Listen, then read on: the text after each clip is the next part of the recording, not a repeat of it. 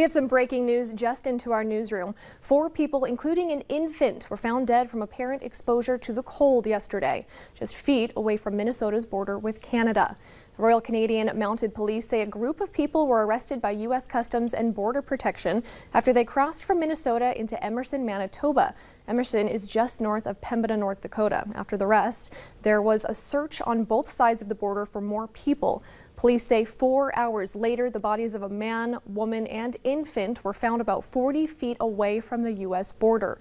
Shortly after that, a teenage boy was found nearby. Investigators are still working to identify the victims. In today's Consumer Alert, cars are more high-tech than ever. And as Laura Podesta reports, the race is on to bring self-driving cars to the road.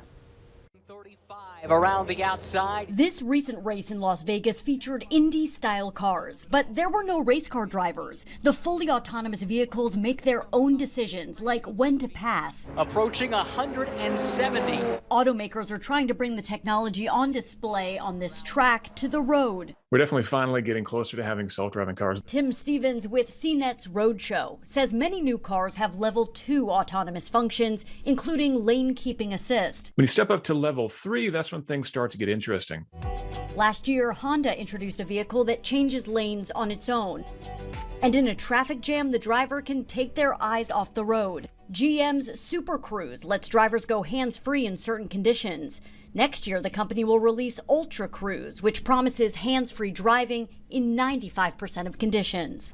Waymo is taking the technology a step further. Heading to shopping mall. The company is now offering driverless cab rides in Phoenix, but the cars can't operate alone in inclement weather that may interfere with sensors.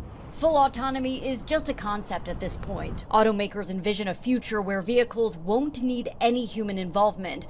But Stevens says first, it'll require better sensors. That gives these cars the ability to detect with millimetric precision every obstacle that's around them and find a safe path through it. Companies are now testing advanced 3D LiDAR systems with that capability, racing to bring self-driving cars a step closer to reality. Laura Podesta, CBS News, New York. Looks like that answered my question. They're not quite ready for the snow, but Mercedes and Volvo are expected to release cars with level 3 technology later this year. Team USA's opening ceremony uniforms for the Beijing Olympics include sneaky new warming technology along with a handy front pouch and a cinch waist. The jackets unveiled today by official outfitter Ralph Lauren include a smart honeycomb-like fabric layer built in that expands or contracts in response to temperature changes, all without the use of a battery or any wired technology. It's pretty